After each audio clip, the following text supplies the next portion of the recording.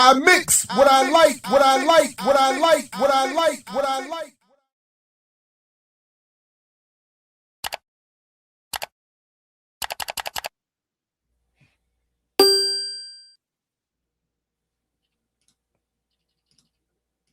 All right, greetings, everybody. Welcome to I Mix What I Like.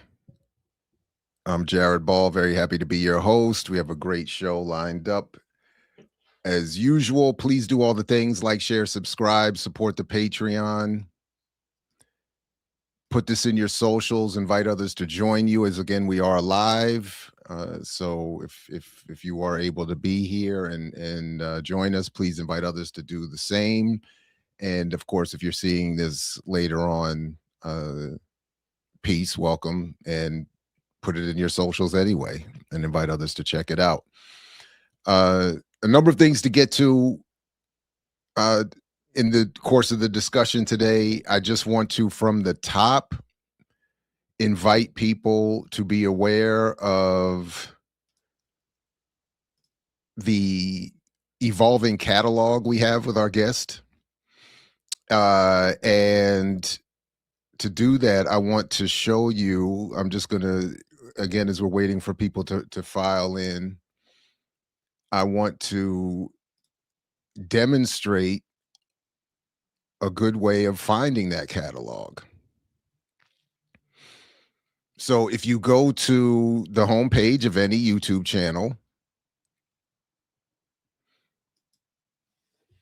you can search the channel itself. I would invite you just to you can put in Samantha, and then you can see this evolving catalog of discussions and clips, and just on this channel. So there are more with Saturdays with Renee on Black Liberation Media. There's more with Millennials Are Killing Capitalism and Mtume Gant. But just in terms of our catalog here, I invite you to check those out and avail yourselves of those great conversations as well. And again, welcome everybody.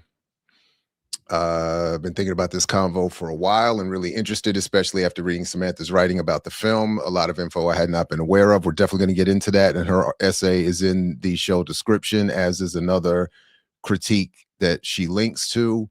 So please do check that out. And I just also want to say a number of trigger warnings and spoilers. As we're talking about the voice of Hind Rajab today, we're going to spoil the film to the extent that it can be, and we are going to be discussing some very difficult topics. The film is very difficult to sit through and watch. So, but I just want to, oh, Renee's in the building. Peace, peace, peace. I just want to, again, all those warnings in advance. This is not going to be an easy conversation, and okay, and we're spoiling. All right, that said, let me, without further ado, bring Samantha back up on the stage. Samantha Youssef. Hi. Welcome back, media scholar, animator, all those things. Follow the link in the show description to your website and learn more. But good to see you again. Welcome back to the platform. I hope all is at least relatively well. Thank you. Thank you so much for doing this also and doing it with me, because like you said, like I'm a bit nervous about it too. It's not an easy one to go through, and I'm just really grateful to do it with you also, because I really appreciate your work and your insight. And Well, no, I appreciate that. You brought it to my attention. So when we initially spoke about it, I had not remembered this whole incident, and then, or didn't even know that I had not remembered that I had heard of the story. And when I went to revisit it, I was immediately reminded I had heard of the story, but just had not paid enough attention to it. But I had not heard about the film, had not seen the film, had not heard about the controversies around the film. So I thought, before we get into a lot that we're going to, and of course you prepared a dossier of you know we don't of have to evidence. use all of it. It's just I tend to No, I want to. And I want to say, I haven't looked at the Google file. I have it open and ready, but I haven't looked at anything. Okay. So I'm going to be experiencing this with our audience just like they are. But I thought if we could start with a quick summary of what the film is and what the incident it is recounting is about, and then we can get into obviously your thoughts about the film and anything else. But I thought we could start there. Let's catch everybody up with what this film is. So the incident was in early 2024. I think, was it in February? Now I'm forgetting the exact date. Yeah, me too. I thought I January, believe but the Red yeah, Cross but announced. 2024, yeah. Yeah, and the Red Cross released the footage. I believe it was February 19th. But I'd appreciate, like, again, I can't remember off. I don't. I've been looking at so much stuff. But they released the some of the recordings, and basically what had happened is that this was in the height too of the genocide happening. I mean, it's still happening, but this was when there was just like massacre after massacre, onslaught after onslaught. And this situation was where a young girl, Hind Rajab, 6 years old, was in a car with her family and surrounded by tanks, and the family was killed, and she was still alive, and she was calling the Palestine Red Crescent. They were on the phone with her trying to, evacuate her or get aid, and they sent an ambulance to collect her, and the ambulance was killed by the IOF forces, and Hind was also killed. And the forensic evidence showed that there were 355 bullets shot into the car, when we know that they had infrared, abilities. Like they have the capacity to know who was in the car, like what was going on. And I think it was like Vampire Legion or one of these names. They even found the particular, what do you call them, like the groups of soldiers, that was responsible for doing this. So there's a whole forensic investigation Murderers that came out, about this. And I think but before the forensic evidence was released, the Red Cross released some of the phone call recording publicly, and that got a lot of global attention, hearing like Hind's voice on the phone calling for help.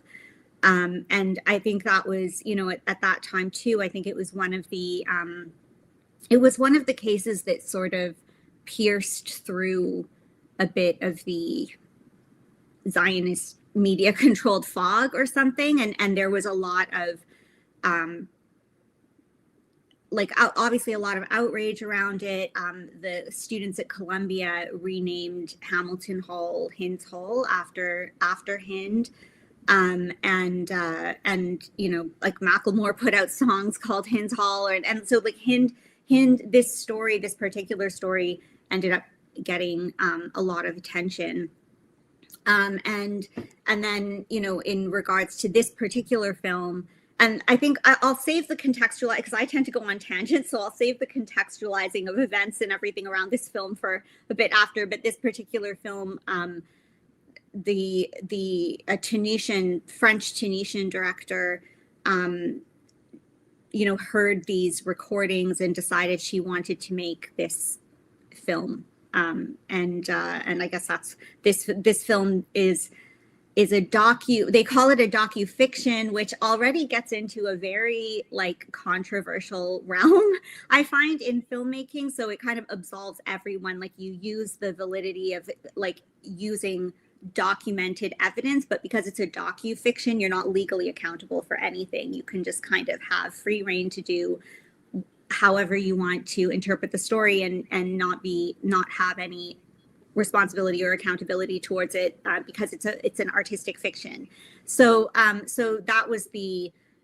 the film, this particular film, that this director, Ben Hania, made.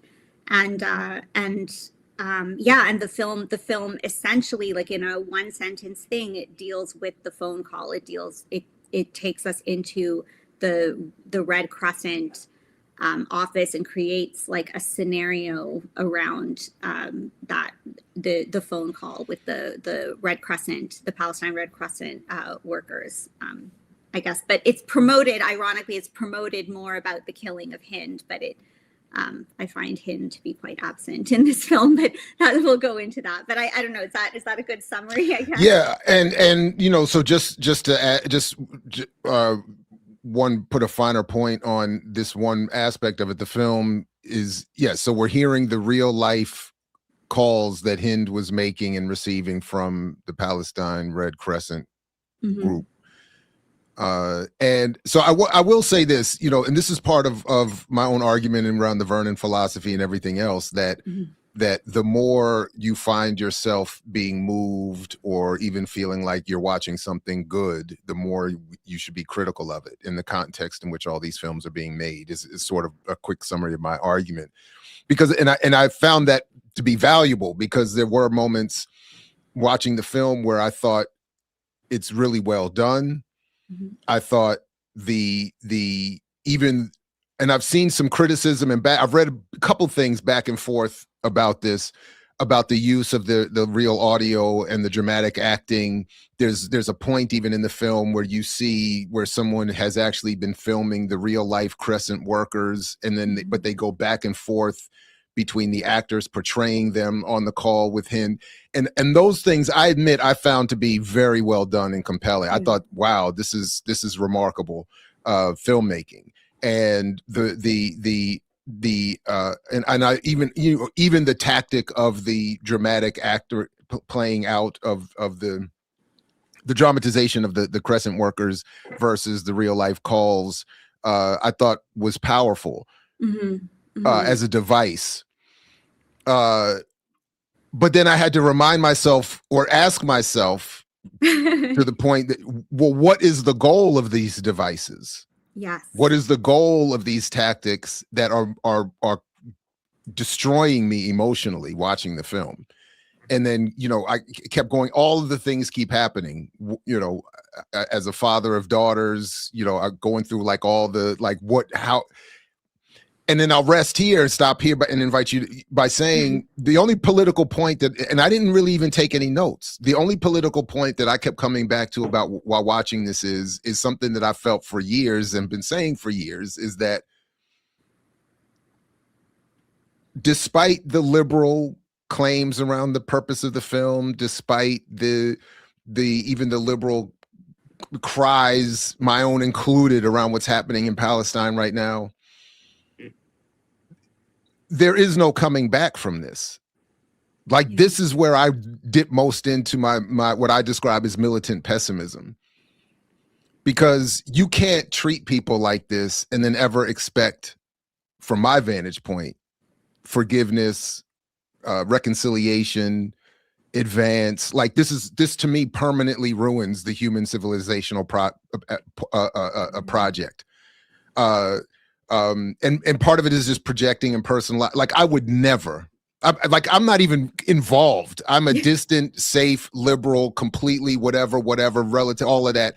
I would never, like, I had already reached this point, but even watching the film again, like, I would never forgive Israel, Zionists, anyone supporting any, like, I'm never going to forgive them. So I'm like, good for them that they don't have me at the negotiating tables and all of that, because I'm never forgiving nobody. So and the point that I kept thinking is, you're doing this to this girl, to this family, to these people. You can't want, you know, you don't ever want any. Yeah. Anyway, so let me stop. So that was, I had meant to just make a quick finer point, but that's it. So I'll follow your lead. Yeah, I'm not sure. I actually want to ask you what you think, because there's a couple things I wanted to, because I mean, and I'm doing it now, as you probably know, and the audience knows, I tend to jump around. Like, it all makes sense in my head, but I jump a lot when I'm speaking. I feel that the film, when you really interrogate it, speaks alone, like speaks for itself. I feel like you can just take the film on its own and critique the politics of it, but I also want to contextualize it and situate it. And I don't know what would be better to do first. Like, part of me was thinking maybe we just go through the film and just point out like the reality of what is happening in the film, and then give that backstory and contextualize it a little bit? Or is it better, do you think, to contextualize it first? I'm not sure what would be I like. honestly don't know. I mean, I would defer to you. You can, and whatever we think needs some supplement, I we can think come back to. my brain is, having worked in this industry, is thinking, what is the best way to take the audience along? Like maybe point out all of this stuff in the film and be like, now let's show you, let's pull back the curtain. Like, I don't know. But I guess maybe, I mean, because I'm like, the whole thing just makes me so angry. I think maybe we'll talk about the film, like what's happening actually in the film, Okay. the techniques used, the artistry and everything, and then maybe we could talk about the campaigning, the award ceremonies, the timeline of the film, like other films that it's sort of overshadowing and stuff at the same time, and the politics behind that. I don't know, what do you think, or should we do it in reverse? No, let's go. Let's yeah. Okay. Yeah. So, oh my gosh, I have so many notes. I think the first one, which, like, if anybody read my article, I guess maybe the first thing to talk about is a very obvious one, in that there's, it's a very neutral, it's a very neutral film. Like, I don't know if it's a very both sidesy film. It doesn't mention the word Palestine. Like we don't hear the word genocide. We don't contextualize the conflict. I'll start with the army thing, but I want to talk about this situating of like the like what is happening in the world, in the world in this film, even like aside from in the real world. But in like, we can just start with the fact that they never say the word is, like, they don't say Israeli Defense Forces. They use the word Israel a couple times. They use it once. Right. Yeah, they use it at the beginning.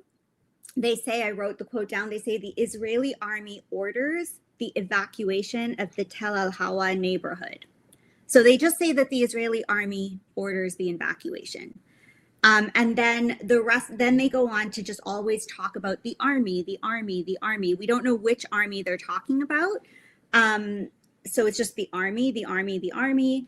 And then when they bring up Israel again, they bring it up in the context of that they say it. I think there's two more references. At one point they say, why don't we get the army, this random army, to just go in and rescue her? It would be good PR. And then another person in the room says, I think it was Nisreen's character, says, if I were the Israeli army, I would go and rescue her. It would be good for it would be a good She image. Says that, yes. She says, okay, I would save them if I was a soldier. Yeah. If I was an Israeli soldier. So that's when we hear the word Israeli again. And then we hear Israel when they talk about Kogat, which is the organization that they are dependent on to work with to clear humanitarian corridors. So Israel is constantly referred to in a very neutral way. Oh, and then there's the last bit that when they at the end of the film, because I literally wrote these like down word for word, but at the end of the film they say that until they say that the fate of Hind, Saeed, and Matun remained unknown for 12 days under siege, until the Israeli army withdrew. There's no indication, though, there's no indication of was it who was perpetuating the siege. Like, these are the things that what really bothers me just in this language is that, we see and I'm going to bring up New York Times later because this is actually part of the campaigning thing, but like, we've seen headlines with the New York Times that we have criticized for 2 years. New York Times, BBC, CNN, passive voice, not naming the killer, not naming the perpetrator. This film does it even worse than those headlines. And for some reason it's absolved of that. Like, and the reason that this really bothers me is that, when people walk in to see this film, if you are walking in that you already know the story, that you are already sympathetic, this film emotionally manipulates you, and we'll talk about that too. This film uses a very I didn't even, this is not even an original or good film. This film could have been a bank heist. It used a basic bank heist script of a bunch of people trapped in an office fighting with each other, getting super, super stressed. it didn't have to be Hind on the phone. It could have been that there was a guy with a gun outside the room that locked them in there, and waiting on his freaking pizza out. for the hostages. Yeah, Yeah, waiting on the just quickly to your point, to that point, and to your previous point. The only other time we're meant to consider possibly where in the world all of this is happening is during one of those tense moments where we see the Red Crescent workers arguing. And yeah, one of them says, the one who had taken the call initially says, why do we should be going and doing this, that, and the third. And the other one says something like, I think the line was, do you know where we are? And that's yeah. it. And that's and then we're, as the audience, supposed to fill in, oh, right, it's Israel, Palestine. That's why the Palestinians can't just go do this and save her, because they're in a conflict or a genocide, more appropriately. But we don't. It's just, do you know where we are? And then if you kind of don't already get it, then you'd like, no, I don't know where we are. Exactly. And that's the thing with these history revision films. And this is what makes me so angry about this film. And this is why I personally, and when we go through the campaign, like how these campaigns work, and when we situate this film later, this is why I'm so angry, because these are history revisionist projects that, like, in the in this imperial imagination, and literally, I'm actually glad we did it this week and not like a week ago when like I first ranted about it, because like, there was that, which I couldn't sit through the whole thing, but there's that Tucker Carlson, Mike Huckabee interview that I don't know if some people saw, but it like went all over the internet, and like, and it's Mike Huckabee, the ambassador, the US ambassador in Israel. And Huckabee's arguments kept reaffirming this rhetoric that it's Hamas that's killing the Palestinians, it's Hamas that's genociding them, Israel is humanitarian, Israel gives notice in advance to clear out areas, Israel is doing this, Israel is doing that, it's so benevolent, it's Hamas that's killing people. And when people walk in, and this is what I'm finding I'm struggling with in our movement, especially in and I was at a lecture, a Lebanese feminist scholar, Leila Badir, last week in Montreal, and she said, I need to quote her because these were her words, but she said, like a lot of the Western feminism is sympathy, not solidarity. And I think that, this film, and this is why I know my article was very strongly worded, but I actually meant everything that I said. And if people reflect on it, it's not meant to insult, but it's like, we need to really look inside at what we have internalized, what we have been socialized into. Because when you're coming out of this film crying, are you crying out of like a sympathy thing for like that poor puppy that died or something? Or is it like genuine solidarity?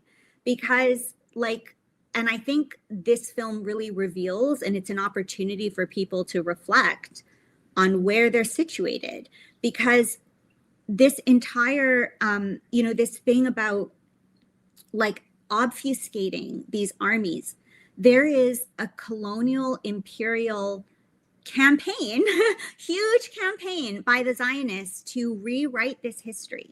And maybe right now we're living in it, but, I'm pretty sure that most Americans know about Somalia because of Black Hawk Down, or most people, like in 10 years from now, when even with all these campaigns and interviews that they're doing or whatever, this film will live where these interviews, these articles, and all of this stuff won't.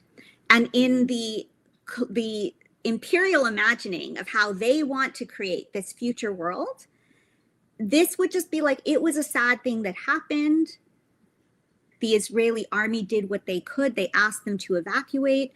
At the end, like, they couldn't investigate until the Israeli army cleared out. Maybe it's because the Israeli army wanted to make sure everyone was safe.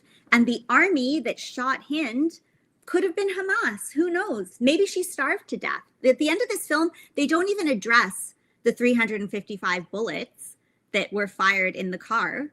They just say they lost contact with Hind, and then they couldn't find out what happened until the Israeli army allowed them access again. And then they went and they saw the wreckage. And at the end of the film, who knows how she died? Maybe she starved. No, they do. Like, they do. Like, they do say in print um, um, at the end, they put up text on the screen that says, and they show the damage done. And they're showing the workers and Hind's mother commenting intermittently. And they do put up something that says 350 bullets hit the car. Oh yeah, and it was passive voice though. Yeah, and it's it's like it's a credit roll type thing at the end. It's text only. It's not. And similarly, at the beginning of the film, to your point, there is some text that says something along the lines of, I'm actually trying to scroll through and look at it now. They show you the text that says there is text that says, oh man, because they got it. There is text that says the Israeli army ordered an evacuation of this town. That was at the beginning. At the very beginning. Yeah. They say, so I'm just saying, and I'm saying that they're doing what you're talking about, and they're saying like, look, they said to get out of the town. Yeah. And then it's subdued. The I think so I saw a couple clips of the filmmaker and who's very proud of the work and was proud to stand up and take awards and do all this and mention the Palestinians during the speeches and all of that, and to I don't know, to do all those kinds of things that I would have found. It just felt gross watching it. Like you got all dressed up, like you got your hair done. Unless they're maybe making like some people are making money off of this. Some people are hosting screenings and doing different things, and some people love the representation. But a lot of the people I've talked to, at least, don't even want to see the film. Like I didn't want to see it. They don't even want to see it because they just find the concept gross. And I shared Miriam Barghouti's Instagram post that she shared after the Venice Film Festival, where she's like, something just feels really wrong. Like, and at that time, when they were accepting all those awards at the film festival, 23-minute standing ovation, Hind's mom and family were still in Gaza. They hadn't been evacuated yet. They were still under siege. And it's this dystopia, and this is where and I think I'll elaborate on this later, we'll put a pin on it, but this is where I feel like this is Western feminism, like this woman that just had to make this movie because she felt so bad. And she, I have a whole breakdown that I would like to share about whenever you're ready. So but I do, but let's not be too harsh on Western feminism and its allies and Joaquin Phoenix and Brad Pitt, who brought us this film, and the remarkable contribution to the liberation of Palestinians that Brad Pitt has made, and Joaquin Phoenix. So I don't want to be too unfair as we talk about this, because this is really important. With the language though, like the way that everything was framed, even saying 300, like that's what they let me just see the exact wording that I wrote down. You talking about in your when review? They say like Hind's voice disappeared at 7:30, and they couldn't, until the Israeli army withdrew, they couldn't go in. And then they just say 355 bullets hit the Hamada family's car. It doesn't say that those bullets killed Hind. It doesn't. And so, this film allows the space for whatever narrative that these imperialists want to conjure up. This film will allow the space for them to do that. It did not and I find it very telling, because a lot of the speeches, is particularly since they got and that's a whole other thing that people should be conscious of. Pre-nomination Oscar campaigning is very different than post-nomination Oscar campaigning. And but it's one thing to say, obviously the people involved that are doing speeches around this, whether it's the director, the producers, and everything, they will say in interviews or on certain stages very clearly, we have to name the accuser, we have to name the genocide. They didn't do that in this film. They so if you know that, why didn't you do it in this film? And and this is the kind of thing, 355 bullets hit the Hamada family's car. This is the kind of stuff that I remember just seeing so much criticism of, that people were aware of on social media, you know, that it was like these bullets just magically came out of nowhere and killed Right. people, or like what, you know. And so if people can recognize that and get angry enough about that when we see major corporate news outlets using those kind of headlines, I just find that, like, what frustrates me, and I know I've said this, you know, in conversations with you before, but like, especially as I've been getting into like stepping outside of the, you know, this myopic space of my industry, and talking to the people that watch our films, and sort of seeing, like, there is like people seem to think that, like, art gets a pass, you know, or films get a pass. Like, we don't criticize it in the same way. And I think that's a whole other conversation that needs to be had, is how we interrogate art. That, like, it shouldn't always get a pass. Like, art is a language. I'm as an artist, this is my perspective on it. It's a language that you use to express yourself. And just like any other language, you are expressing something. And if you leave it up to interpretation, that was your choice, and you chose to direct that in that way. And it whether it's to engage conversation or for whatever reason. But like this, the language that they used, like those are the only references to Israel or to the situation. They don't say the word Palestine ever. Yeah, that's why I'm saying the only reference we get to it is that vague, do you know where you are? Like, there's no discussion. They just say that vague thing. And even there was one time where Omar, they do say Gaza. They because they say Hind likes the sea and she wants to play in the Gaza Sea, and so I don't know if that's meant to be a replacement of some kind. Well, I know, like, I'm sure it was the same rules in other countries, but I know in Canada there was a producer that leaked. You know, people can look this up, but our main broadcaster, CBC, had put restrictions on what kind of language you're supposed to use. So you can't say the word genocide, you can't say the word Palestine, but you can say Palestinians because it's kind of used as like a identity group. Like, they're like, oh, those people identify as something, but they're not, like, there's no Palestine. There's no Palestine, yeah, but so there are Palestinians. Wow. And you can say Gaza, but you can't say Palestine. So I also get triggered by this because I know that there was, like, and I believe, I don't want to misquote this. I believe that the BBC was under similar restrictions, but I could be wrong. But I know that that was a memo across Canadian news media that got a producer eventually. But it's perfect because that's how you narratively continue the argument around a people with no land and a land for no people. Because if there are Palestinians with no Palestine, then Israelis settling this not unused place with no real people is more justifiable. Yeah, that's wow. So, like, you know, and especially with all of these, like, when you read the interviews, and that's the thing with these kind of films that's really upsetting too, is the, like, you know, like my industry has such an elitism to it and such a mystery, and like most people don't, like, I'm just curious, like, how many people just, you know, offhand in the chat understand how the Academy Awards work, like how our voting process works, how you know, who is the Academy, like who determines it, who vets the films, how do they get nominated, like how do you, like, you know, I think most people are not aware of, like, how this whole thing operates.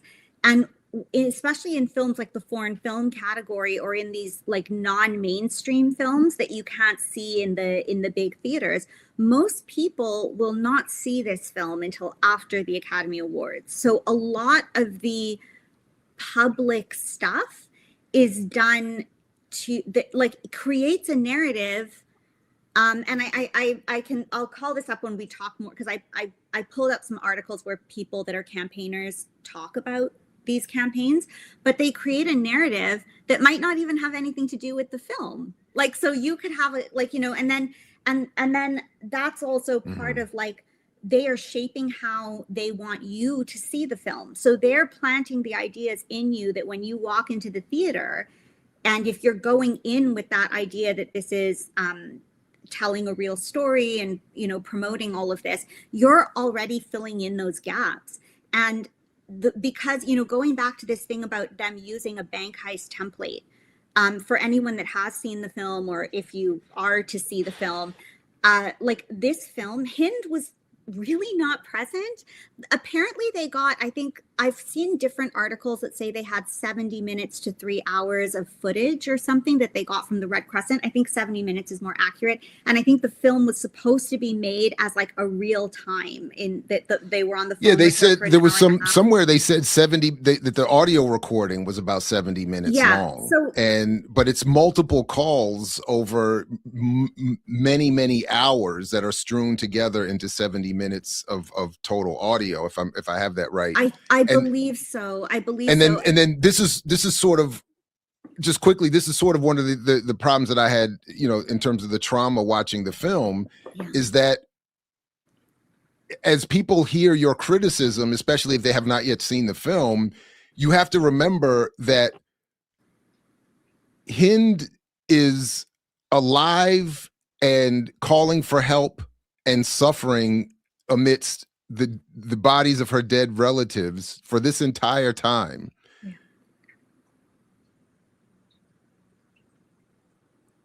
And I did feel like at one point I was like, when does this cross into that trauma porn category type thing? Because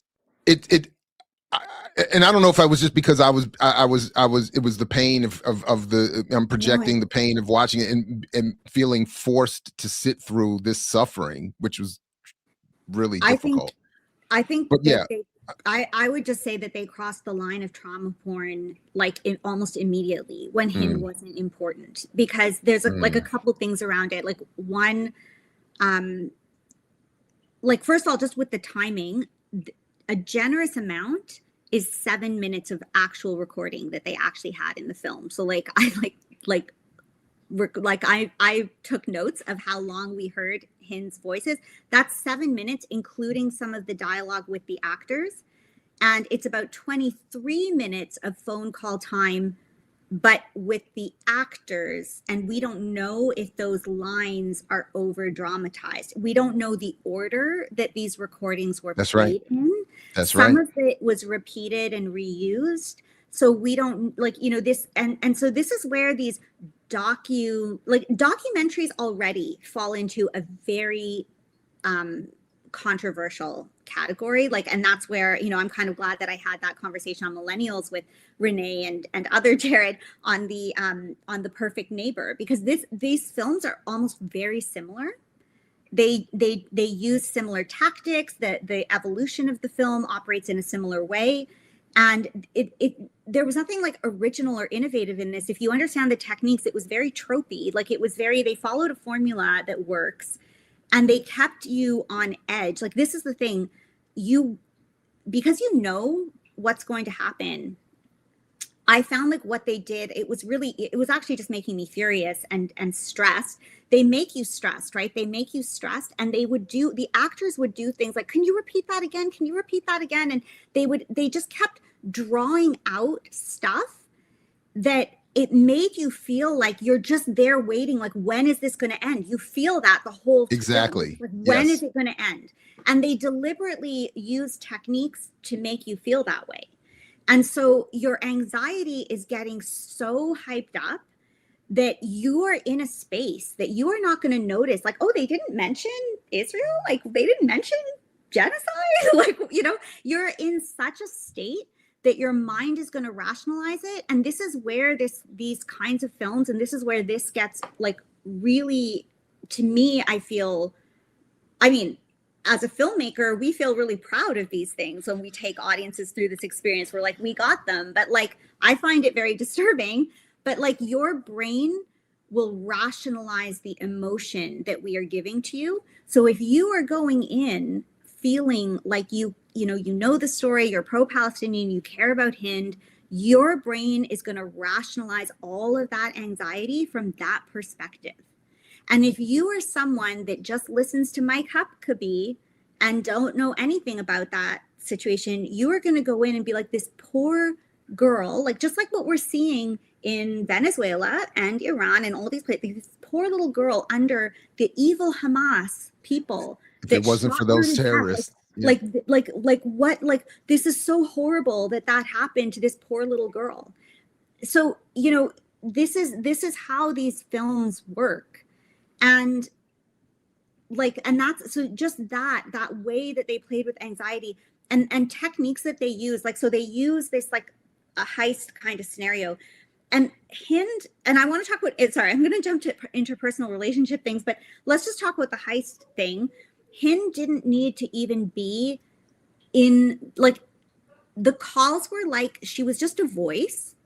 And then if you took Hind out, if you took all those calls out, if she didn't even need to be there, we could change this story to that they were under siege, that there's a soul, like some psychopath that locked them in the building, and they're trying to figure out, how do you get out? And you have all the characters that are discussing different things. Like Mehdi is representing, like, we have to follow the rules, there's a way to do this, there's a way to escape properly, Which is a trope and a cliche in films itself. That character, that role is occupied all the time, where you see the usually the protagonist, or we're meant to see as the hero, is saying, you just got to storm the hill and do it. And then you have the more what's the word I'm looking for? But follow the rules guy, or something. The practical. He's saying no, and then he shows them, this is what happens if we send our ambulance crews out here without proper this and that. And exactly. It was so they could have switched all that out, and all the references to the she and the her could have been like, the president has been kidnapped, or the Secretary of State has been kidnapped. It had nothing to do with Hind. This whole film had nothing to do with Hind. And it was just them being stressed in this space. And Omar's like, trying to say, we should, like, be all vigilante. Let's just go and save her, And Omar and Mehdi, these two, the Mehdi, who was the supervisor that coordinates everything, they're having their own little fight. Like, the whole story was them having a fight. They're fighting over their cigarettes. They're fighting over, like, they just keep like jabbing each other with things, getting mad at each other. And then you've got the supervisor, Rana, who's the woman that's on the phone with the call. This is all supposed to take place in like a couple hours. She's like having an emotional breakdown after 10 minutes, like snot is coming out of her nose, she's like a wreck, she's sweating. And these are the techniques they use. They're making the audience feel stressed.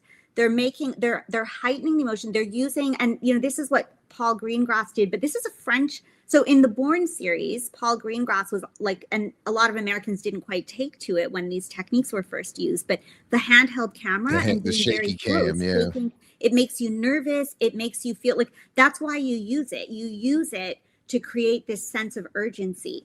And then keeping the camera close, it was only towards the end, as they were pulling out, that they started giving us space again. But progressively through the film, they bring the camera in closer and closer. And not only that, it's not just that it's closer, they fill more people in the shot. So there's like a claustrophobia of all the shots. And then you have the actors like pulling at her clothes and sweating everywhere. So they're just building this anxiety. And so that's like one thing that they do, and they get you so anxious, and you're just wanting this to end. You're not asking any questions about what's actually happening in No, because she said, when I have my daughter one day, I'm going to name her Hind. Yeah. Like that was like almost because I kept thinking, to your point, at what point are we seeing what really happened, and at what point are we seeing a dramatized? And the point where I probably felt the most that this is fiction is in that scene where the two women are talking. Oh my gosh, that scene made me so yes. Yeah, and the one who had been on the phone with the snot and all the stuff that you're talking about, she says, yes, and one day when I have my daughter, I'm going to name her Hind. Yeah, and I was like, who says this? Did they really say this? Is this really the conversation they're having in the midst of all this? Like, why are we seeing this? Yes, and also when we do actually hear the live recordings, these workers are being very calm. And, whereas when we see it in the film, she's like, this actress must have been loving her, dramatization performance. Like that's all I could think of when I was seeing this person. Like is just, you know, like what a No, that's a dramatic good point, because opportunity. for the She's most part, they fainting on sound the like, floor. yeah, for the most part, what we hear on the calls are what we would expect from a professional 911 operator or something like When that. we You're actually supposed, hear their voice and not the actors. Yeah, they're and when we very see the calm. part at the end where they're filming the real life, which I also was Mhm. wondering, I was just like, why would they? I don't know. I didn't want to But go too I far mean, into that, well, I think they used that at but the they were, end. Oh, sorry. well, my initial question was, why were they filming that in real life at the time? But that I could have many other purposes. But in terms of I know, including and it I in the don't know film, if we this is see them as being calm. Is was the point I was yeah, getting at. yeah, we do. And I don't know if this is the reason, because towards the end of the film, they were like, let's just post on social media. Like, let's tell people what's happening. So maybe in real life, that's why they That's were true. That's a filming. good point. But I Right, right, also right. find it interesting that that's how they chose to end the film. Because again, they're trying, this whole film was a fictional dramatization, but they ended it. The last shots we see of the group are the ones that are synced up with the phone recording. So for people that haven't seen the film, like the Red Crescent workers did do some phone recording on their phones of people talking, and so they put the phone with that video, like that and they It's showed, they really got well the done. actors to pose in the same way. Mhm. Cinematically, it was very. I thought that was slick. I was like, wow, and that and actually was they probably my end favorite part of the Yeah, and film in they terms of ended with making a that on film. Yeah, purpose.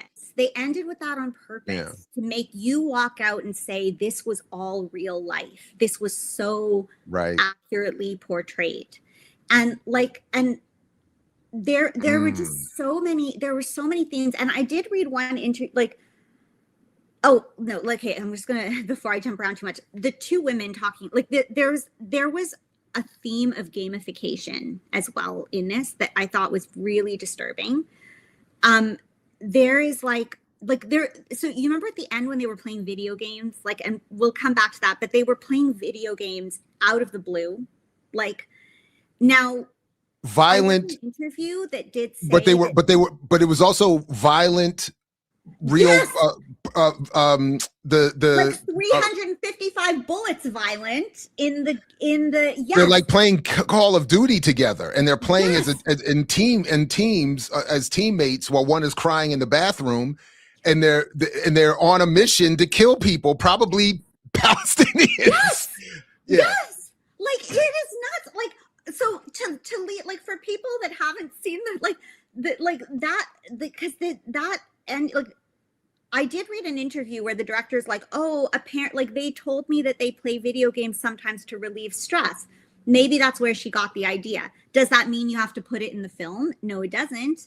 But like, in that part, that was at the end where they're like losing it. And the guy that's like, we have to follow, there's the guy that's like, we have to follow the rules, Mehdi, and Omar, who's the guy that's like, just go out there, guns blazing, you right. know? And then Nettie, they do a thing, and it was just so contrived. It's towards the end. There was no reason for this. Meddy's sitting there. They're like, we have to, like, you know, we just lost contact, or we need to wait for someone's call. All of a sudden, all the actors, even the woman that just fainted on the floor, they all stand up. They all crowd around him, super claustrophobic, all asking him questions at the same time. This is all within Yeah, 5 seconds. And then he's like, I can't handle this. And he runs to the bathroom. And yeah. he I guess took Omar's phone with him. Omar comes after him, knocks on the door. He's like, I need my phone. Mehdi like shoots it under the Slides door it under the for door. him, Yeah, slides it under the door. And then Omar sits down. There's no conversation. He sits down, he takes the phone, he starts playing like Call of Duty. And then well, he's like, Mehdi, play. the And other, then Mehdi picks up his phone, and then you hear all these gunshots in the game. Like, is like, and that's what was so disturbing to me, because it was like hearing, it was bullets, it was gunshots, and just like nonstop. And they're just playing this video game in like no reason. And there's a theme of gamification through, like, that's the thing when you start dissecting, like, what are the themes in this film. One of the first lines when we meet Omar, he's playing rock paper scissors, and he's like, I beat you 6-3, and they're playing that's rock paper right. scissors together. Wow. And they set up games, and it becomes like they start collecting the children's, they've got their wall of photos, like the Superman photo of the kebab guy. They've got their wall of photo that they collect their badges, their gamification badges. They, there is a thing, it became a competition of how to win. Like Hind was a prize. This was like a fox hunt. And and I say that because as much as they were freaking out, because I was just having that in my game. Like they were having a breakdown because they're like, oh no, we lost touch with the prize. We can't win the game now. Like, and Hind, like if Hind was important and, people might notice if you weren't like so anxious or stressed, like audience members, every time they had Hind on the phone, they're like, oh, we got her on the phone. They drop the phone on the floor and start yelling at each other. This is a little girl trapped in a car with her family that is dead, and she is aware that they are dead. They created some dialogue in the acting part that had nothing to do with the call. It was in between the calls. They're like, oh, she thinks, can you imagine? She thinks that they're asleep, but they're really dead. But then we cut back to the call where Hind is like, no, they're dead. Like she knew. And so they just keep dropping the phone. Every time they get a hold of Hind, they just drop the phone. They don't say, Hind, I'm coming back. They just drop the phone. So Hind, throughout this film, can be put on pause, like as if that's how it works. Even there are a couple times, well, at least one I remember where the woman on the call says, Hind, hold on, I'll be right back. But it's still, to your point, it's not as often as they just drop the headset. No, but I'm saying, but even then, it's still, as a film viewer, it's still putting her on pause. And now that you've even made this point about the game, I'm wondering, because it kind of occurred to me as I'm watching this, because and I thought I was just, wow, this is weird, because as I'm watching the film, did you feel that too? No. Well, what I felt was, because there's a part where they're showing a digitized map of where the ambulances are and where Hind is, and you see, so she's just a blip on a digitized screen, and you see the path, like on a GPS, that the ambulance has to take through the destroyed city that they're not really explaining is destroyed, but they're kind of saying it's the road is blocked or this, that. And I did have this thought of, not exactly the wording you put, but I was like, wow, that's a pretty cool thing that they have there. Yeah. And that from the West Bank where they're headquartered, they're able to digitally map out. But then in the way you're describing the gamification, it maybe was unconsciously working on me as a viewer, that like it's this is a game. And look, if he can tell the ambulance driver to turn left here and then turn right there, and then they can get over there, and it says it's only an 8-minute distance, they can get there and win the game. And it's not, and that's what it felt like. And it like these conversations, these fights between Omar and Mehdi were like competition. And the woman, when she went out onto the balcony, like going back to that conversation, so it was Rana was the woman in white, and Celine was the, I guess, the counselor or something at the counselor, something like that. Yeah. So when they think Hind is dead, like like halfway through or whatever, they lose contact, and then they lose contact, so they just give up. Oh, she's dead. We can't win the game anymore. Rana is all upset, and the woman's like, let's go outside onto the balcony. And they're talking. And what does Rana start talking about? All of her victories. One time I was on the phone and we got a doctor on and we helped a 10-year-old deliver a baby. And it's not even about the people that she helped. It's like, I felt so great. Yeah, that's what she says. Full makeup on. Can you imagine useful. this feeling? I felt so great. It was all like, there was so much language scripted that made this about like winning and games and competitions and achievements, and then these themes of little game moments that come up, like using the video, like even if they do play video games at the place, like that could be a real thing, but like the choice, there's a lot of things they probably do at the center. They probably all eat lunch together too. They probably do like a lot of different things that they don't They like you curate it.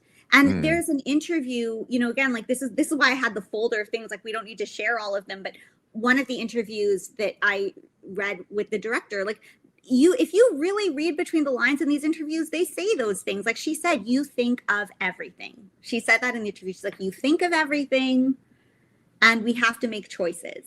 So Samantha, so we're about an hour in. Let's Sorry. start going through some of your folder, and Yeah.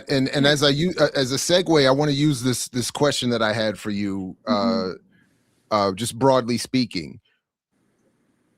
As we're about to start to look at what you have compiled for us, Yes.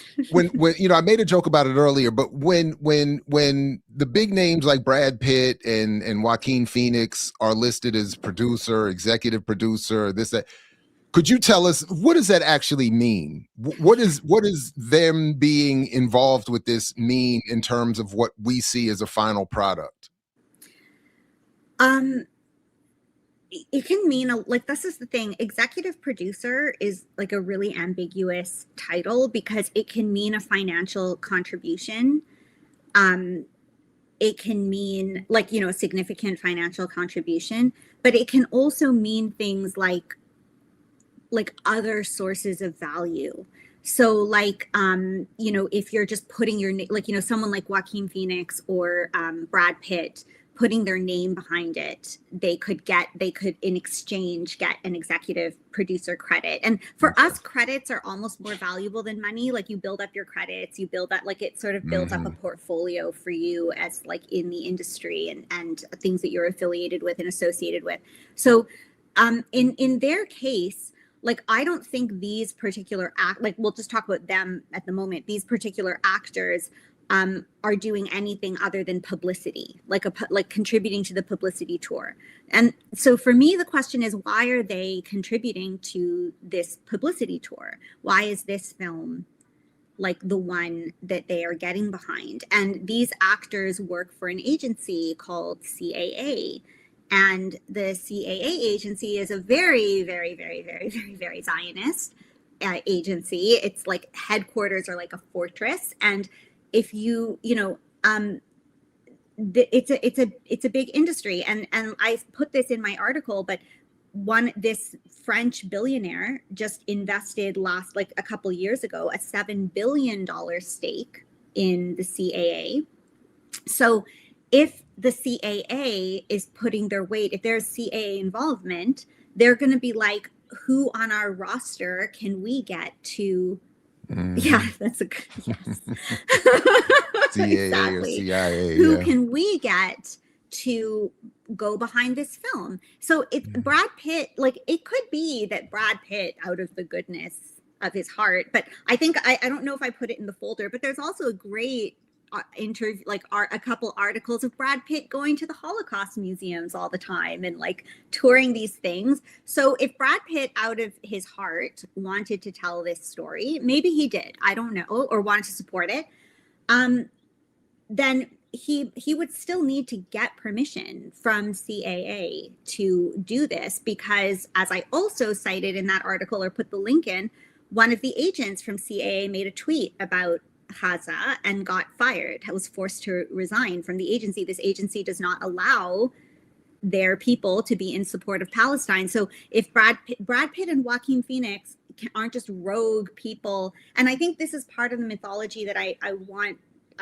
think today was sort of a good opportunity to maybe talk about the campaigning thing and how this industry works, because I kind of feel like the conversations that I've been having, over the last 6 months have just, I kind of came from a place where I was assuming that, like, I'm coming from a place where I work in this industry, and I realize in talking to people that people are talking about these films, talking about these actors like it's an independent artist, like as if it's the same as if I just made a painting and had it at a gallery or something. And so for these actors to put their weight behind it, there has to be some agreement with the CAA. And ironically, CAA is the one that is handling the North American distribution of this film. This is the agency that handles all of the North American distribution of Hind Rajab.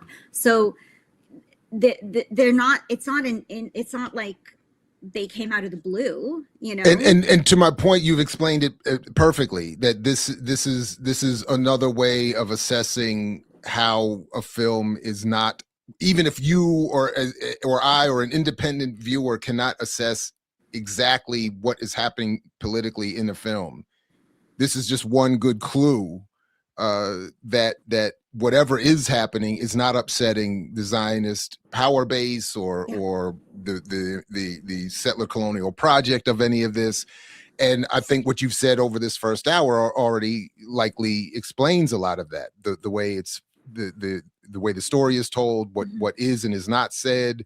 We get not only is there no focus on the IOF, there's cannot be any positive or any reference at all to Hamas or any of the freedom fighters or the resistance forces or any of that. So all of that is just a clue.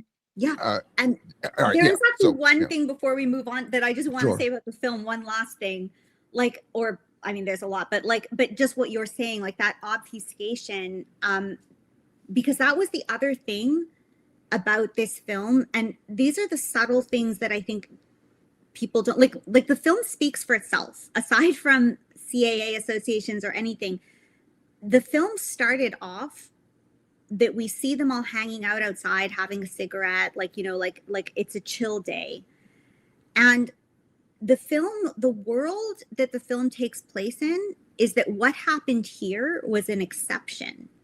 And that's another thing. Not just a chill day. Sorry to cut you off. It's a beautiful, sunny. Yes. I mean, it is a beautiful day and they're happy. They're hanging out.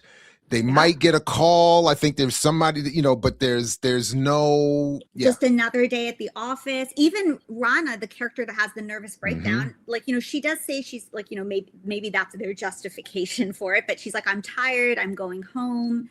Like, so it's just like there's. But again, that could be any day. I said that I said that yesterday after teaching. I was like, I'm tired. I'm going home. Yeah.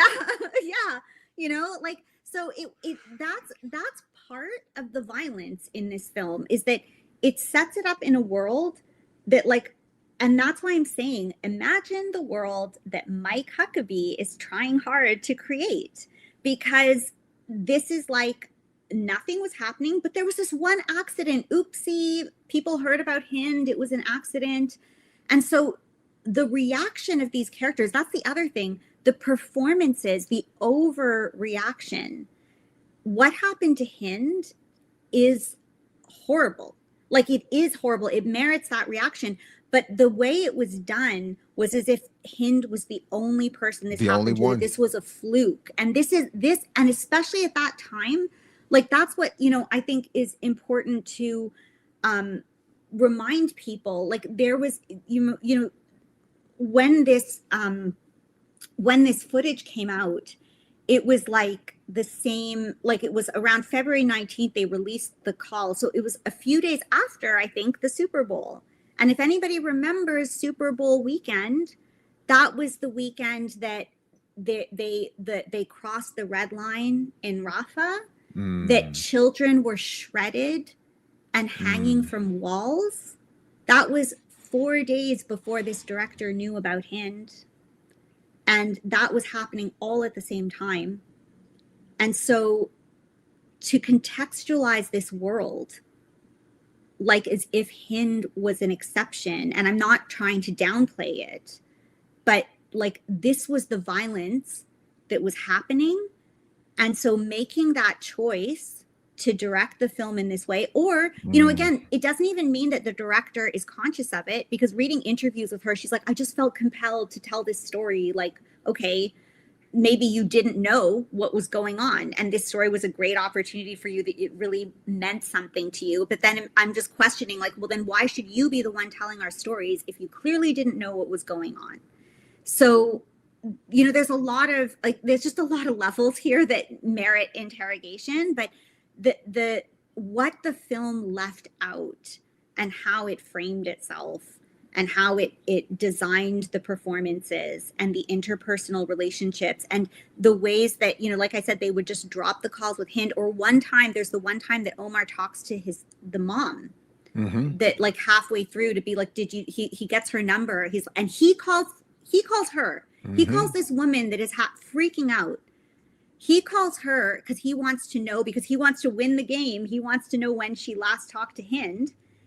And you don't hear her talking. You just see his reaction. He's getting mad at her for getting upset. He's like, stop yelling. I'm trying to ask you a question. He actually yells at the mom and tells her to calm down because he needs to ask her a question so he can win his prize. Like, it's like, we don't know if that happened. We just know that that's what's depicted. Hear the dialogue, but the way that this was scripted, and that's why it's that's my point, that what you're saying is even more correct, because these are the intentional choices, even if unconsciously produced, that end up doing what are done in the film. That's it. So because there is no, as far as we know, recorded transcript of that call. So what we're getting is like whatever they wanted to depict about it. Yeah. And like I said, she got 70 minutes of recording, and we have generously 7 minutes played max. And that 7 minutes included some of the actor lines, but like it's 7 minutes of actual. And by the way, apparently they play us the moment that she's killed too. Like we hear all of that. They played the moment her cousin was killed at the beginning. No, but I'm saying at the end too, because remember at the end we hear that last explosion when the ambulance is set to pick her up. No, but they heard Hind. They asked Hind, "Did you hear a shot?" And Hind said she heard the shot. Yeah. I'm saying after that, there's because I went and rewound this part 3 times. Yeah. That's why this is the only reason I'm this confident, because I don't trust my memory.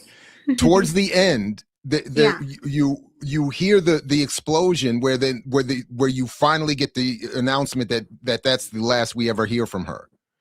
And then they quickly go, it's like within the last maybe 5-10 minutes of the film.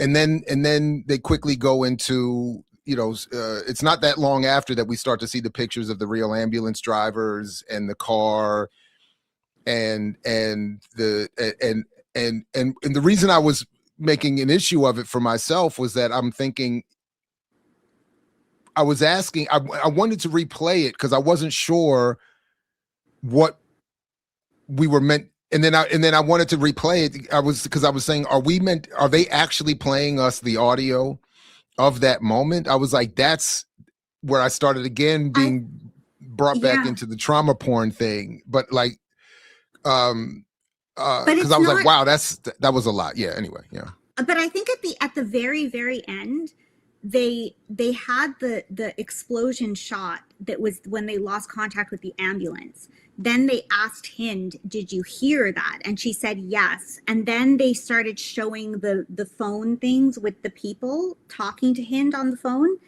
And then it started playing the voiceover repeated from earlier of the mom talking to Hind, like saying, "Mom loves you," this, and then it fades out to black. And then it said Hind's voice disappeared at 7:30 p.m.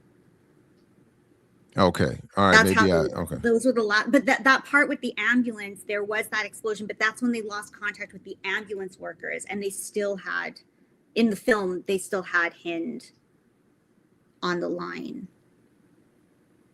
But again, we don't know like what order. Like that's the thing. To your point though too, like I don't know if that's like the way that, because there was a lot of stuff that they also reused and replayed. Like some of it was repeated.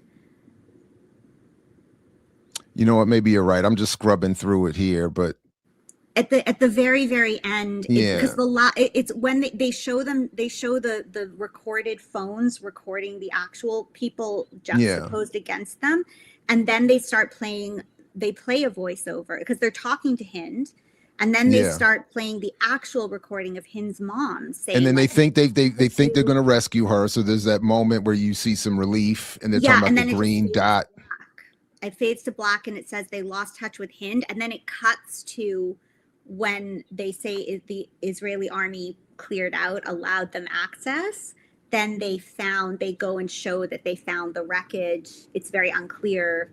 Again, they show wreckage, and they show the mom identifying the bodies, but they don't clarify. Like, it's very ambiguous what happened. And and like I said, that's why I think for people, like the response in audiences for people that know the story and that felt like that are pro-Palestinian or feel like that know everything, this adrenaline rush that they took you through, like, your brain is trying so hard to make sense of all this adrenaline in your body. You're just filling in like all the gaps that they purposefully left out. So it's like, it's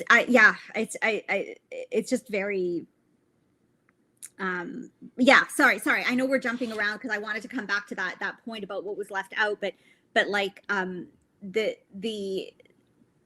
like, even without going into like which we need to go into, sorry, with all the stuff that I shared, but like with all the files that I have, but even without understanding the Oscars, the CAA, the whole process, the film by itself speaks for itself. And this is a director that has like, this is like, these techniques, these are very common in French films. These are common, like these are used in Hollywood. Like I said, like Born Identity used like the camera things, but that came from French cinema. This director is French and Tunisian. So she studied in France. The company is, the main parent company that she works for is a French company. The CAA also, like, there's all these associations. So she's very experienced. She's won so many awards, not just for this film. This is like her third or fourth Oscar nomination, that she's won multiple awards at Cannes. Like, this director knows what she's doing. It's not accidental that she just like makes these editing choices by accident, or something. So no, that part I'm clear on. Like, in terms of the film, like very little ends up being done by accident. Even if I'm saying in somewhat of a contradiction, if it emerges from some sort of unconscious place, even if the origins for the lack of an accident are not known by the perpetrator, even if the origins of the intent are not understood, I think it's still not happening by accident. Yeah. And so and you were right. I was just a bit because I went back to the film. No. I you're right. We hear the explosion that kills the ambulance drivers. That's the part I kept going back to, but I just misordered it. There is a moment where they ask her, did you hear the shot? And then that's it. And then we don't. So we only hear the death of the ambulance driver. Yeah. And the forensic evidence drivers was there, even if she had already started working on this film, evidence has been released, like over by the time, yeah. that like they were editing it and, compositing this film and stuff that they could have, All right. So where should we go from here? What do you want to show us? What should I pull up? We could. So I put in a bunch of folders that just kind of have the articles, but I tried to sort of simplify it into a PowerPoint kind of presentation that I sort of cached sub things in that maybe could just show. It's just to show stuff, like just to like, I think some of the keynote stuff in there then, yeah. Okay. Yeah, it's just more to show like I isolated things from the article so we didn't have to scroll through it, but I put the links there too so that I'll put them on the show description. Yeah. Does it have like I don't know if because I put it on a Mac file, like on a this is the keynote right here. Does it, and can it, because I put subcached images, will it scroll through on it like the same? Oh, wait a minute. This isn't, hold on. That part I don't. Oh, I thought this was a keynote. It says it is a keynote, and I kind of like made little, like when you can cache slides into other like slides, or I don't know what you call that, but open with. All right, let me just download it and open it. I thought I could just play it from here, but it's not letting me show it from here. I don't know if I can share my screen because I could always share. You can, yeah. Do you want me to try? Yeah, if you want, that's fine with me. Just hope that I don't crash the thing. No, it won't. Let's see. Or I mean, I have it here now. I can Okay. Yeah, if you have it, I'll wait for you just so I don't ruin something because I'm and really let's bad at see. So here we technology. go. So the only problem with Keynote is that it like stylistically, let's see. Oh, like it kind of has the thumb, like it's gonna. Yeah, Like, you can't hide the thumbnails and all of that. And if you put it to slide only, it doesn't let you advance the slides, which oh, is okay. Well, that's okay so because then we can see stupid. the thumbnails on the side. It'll Which help is me. just so let's see. Uh and folks, please like, share, subscribe while I'm getting all this together. Put this in your socials, do all the things. And navigator, there we go. All right, here we go. Now I'll share this.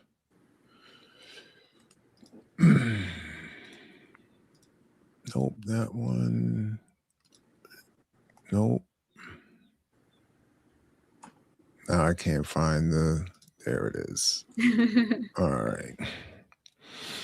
All right. So here we go. So I made little like subfolders of all the things. So the first thing, like I just thought like I would sort of so the reason I brought up the campaigning thing is because I had a few people like, well, some people shared it as like a question, but I had some people that have been getting very angry at me about my perspective on this film, and they sent me the recent award refusal that the director did. I don't know if people like, she refused an award recently at the Berlin Festival. Mm. And she said, I won't accept the award because there are Zionists present. And she's like making a big thing about refusing this award. And she's like, we need to name this a genocide. And we need, so she said all the words that she didn't say in the film. But she refused the award. And what I want to point out is that she like, actually maybe we'll just jump around, sorry, because I wasn't really sure how to talk with this. That's so I fine. put titles on things to make it like easier, but maybe what we could jump to is the awards tab first, like, and go to the thing below it. So she rejects, you know, there's this thing where she's rejected the award, and I highlighted the part where she's, you know, she's just like pointing out that like she's saying like the words like that, it like, you know, she said in this speech, it's on Instagram and everything, that she, you know, she's like, this is a genocide and we need to, like, Israel is like, all of this stuff that wasn't in her film at all. And then below that, I just put the awards from like on, according to IMDb, the awards that the film has received that she has had no problem accepting. That, and I put stars next to all the ones where she actually won. There are so many awards that that she did win. Where is that listed here? Yeah, sorry. So so under where there's the little triangle thing next, yeah, if you click on that, and then it should like unfold the tab, the little arrow that's right next to where your mouse is. Yeah. I don't even see the arrow. The little greater than thing. Yeah. No, I'm saying I don't see that though. What I'm Oh, you don't what see I'm the little thing to click on to open up the tab? No. I see it on your screen. There's like, see where the tab is? Where it says 19, and just above 19 on the tab, on page 19, it says a little greater than. So I don't see that either. I don't see 19. You don't see there, your mouse is on it. Or is it full screen on yours? Like where the tabs are on the side, the little windows? Yeah, the tab is here. I see 19. Yeah. Oh, right, I see. yeah, That's the yeah. I didn't. Okay. Wow. I didn't even know you could do that. Wow. The Wow. files. Okay. Sorry, I'm new at this too. Sorry. So like under there, like if you just go through it, these are all the awards that this film has already won that she hasn't refused. And I just want to point out like that something that's interesting. It doesn't mean like, again, I don't know her intentions. I don't know this woman, and all of this could be genuine, but I just want to point out that there has been no issue accepting a lot of these awards. including, and if you go below all of those, that little cache, this one, you know, and open that up too. You know, where she got all the support from, you know, Brad Pitt, Joaquin Phoenix, and they were all at the Venice Biennale. And I just want to point out that, like, she was there. That was the 23-minute standing ovation. She was very happy to be at that ceremony. But I don't know if I had it in this. Did I put it in this? I'm trying to look through the presentation quickly. That the Venice Biennale had like a lot of protests. Like, I was even an artist that signed a protest against it, because the Venice Biennale has like an Israel pavilion. And artists were refusing to even attend, you know, are still refusing to attend the Biennale. And so her speech that she did like a few weeks ago, where she's like, I'm not accepting this award because there are Zionists present at this festival. Maybe she's not informed about all the artists that were protesting at the film festival that she was getting an award at. Like, I don't know, but you know, Yeah, like, I was wondering how did she vet all of these other awards for their lack of Zionists? And so then going back to the top now, if we go to campaigning, this article, and you can open it up with the tab. I tried to take like pictures of the whole article, but I in case anybody wants, like, I put the links to all these articles at the top. But like, this is a great article by the Times of India, because it's specifically talking about the foreign film category, and it's talking about the campaigning that's involved and what I think audiences are not always considering. So, you know, we see this wonderful speech that she did a few weeks ago, and I don't know, it could be genuine, but I just want to point out that once you get an Academy nomination, the weeks before, the campaign changes. And that like, these campaigns can end up being controversial. People sometimes, even if they're using controversial things, there is a different campaign strategy than what would be employed to do the festival circuit before. And so this, you know, this article goes into that. It goes into how much money is required. I mean, some of these campaigns can, you know, go into the hundreds of thousands of dollars. It says more than the film to make. Yeah. They spend more promoting it to the Academy than to make the film. Yeah. And these campaigns, and this actually, you know, a lot of this campaigning goes back to, like, it was, you know, Harvey Weinstein that like started this, because he was able to turn the Oscars around for Shakespeare in Love by doing these campaigns. So since him, there's been this whole thing around campaigning. So what you're going to end up seeing is that, you know, they're going to send out ways that like the film should be screened. So theaters that they're working with to screen the films, they're going to be like, this is how you should think about the film. You should tell the audience to think of this, talk about these issues, do these things. So there will be campaign packages about how to watch the film, how to experience the film, how to understand the film. And it will put you in a mindset of like what you think the film should be, even if it has nothing to do with the film. And they've turned, you know, I'm sorry. It says the New York Times says that a good narrative can overpower a bad film. Yep. Exactly. Yeah. So you just talk about it as being worthy of an Academy Award, and it'll get one regardless of whether it's good. That's hilarious. Yeah. And so that's something, you know, and then the next article, like, this was a podcast, the one that's just below with the read the assignment. Yeah. And I took some bits out of the transcript this, like, I don't know this podcast, but the person that they were interviewing has written a book on this, and it tracks with my work experience. Like, so, you know, Michael Schulman, Oscar Wars, A History of Hollywood in Gold, Sweat, and Tears. And it says you need a mascot for the film to campaign the film. And so, you know, I just find it very interesting that, like, and a lot of the times, like, these, you know, I'm not saying for like legal purposes, or like, obviously I don't know for sure, but I'm just saying that, you know, this first time that she's refused an award, and this gets platformed on like all like her social media and like all these things, it's interesting to me that it happened in the nomination campaign period. And this is somebody that this is not her first Academy nomination. So it's not like she's like, oh, I didn't know we're supposed to campaign. You know, like this is not her first rodeo. And then it's saying here again, this thing about attaching an idealistic progressive narrative can help create the capital that they say is important for a film to win.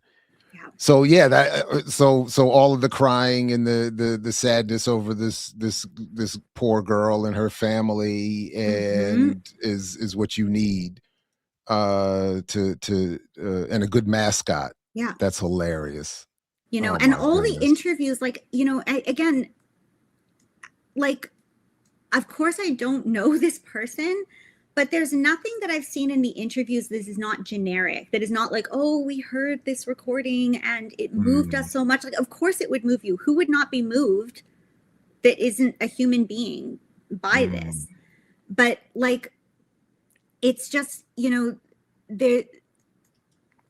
like, I don't know. I just think that there's a lot of events that are around surrounding this that people need to consider while they're making their opinions. That's all that I want to, you know, say. No, I mean, again, I'm just reading some of what you've highlighted in these articles, and they're talking about the machinery behind getting an Oscar nomination can feel like a giant mystery, befitting a voting body with over 10,500 members representing LA's biggest and most close-knit industry. So, and there's some interesting things happening this year too with the Oscars. Like, so, like, I mean, I'm not really participating anymore in my industry, but like, the way that it would work is that, I mean, unless you're like I'm not going to be in that category. I'm not going to be like a Weinstein kind of person at the Oscars. But like, usually, like, you vote within, there's tiers, there's different categories. Like, there were 3 tier levels. And then usually, like, if you are someone that gets a membership because you got a nomination or your film won, you usually then get a membership to vote, but only within your film category. So like, for me, I can only vote, say, on like animated films or something like that. But then now what they've changed this year, apparently, is now they're saying everybody in the Academy can vote as long as they watch the film. But you, like, I don't know how they're going to check that, you know, like, they can't, they send you a screener, but they don't know that you watched it. So to me, that's also like another kind of political move, because it does sort of, like, again, I mean, first of all, I would have assumed that anyone voting about, but I would have assumed anyone voting would have seen the film. Like, why would they have to? I find it weird that they would have to make that provision known. Why would you vote on a film you haven't seen? They're always so political. And even in the membership of the academies, like, you don't know how everyone got their membership. Like, some memberships are purchased, some of them are owned by studio heads, like some, like, so even like what is the Academy? You know, like all of these things. So yeah, there's just like a lot of like, but the fact that they're changing that this year to me is a bit telling, because it does sound like they want to be able to sort of politically take charge of nuanced categories that were used to only have the specialists of that category voting within them. So, you know, we'll see what happens this year with the Academy Awards, but I mean, it's obviously not centered around this film or anything, but they are making some political changes. And something that I wanted to put here was just, I put one thing just to show people, like, people might not remember this, but I remember it because I'm involved in the ballet world. But just to show you what happens with these campaigns, like, they're not always even legal. Like, this was a huge controversy because like this is how far people will go for the campaigns. Like, people need to understand these campaigns for films, like when you get an Academy nomination, these are like what the Democrats and the Republicans do campaigning for the presidency. Like, that's, they literally are campaigns, and you get people to work on them. So even for foreign film category, you're going to have people employed to help you work on these campaigns. And like, this film, like this was something with Black Swan, that part of Natalie Portman's campaign to run for Best Actress was to create this imaginary story that she actually learned how to dance.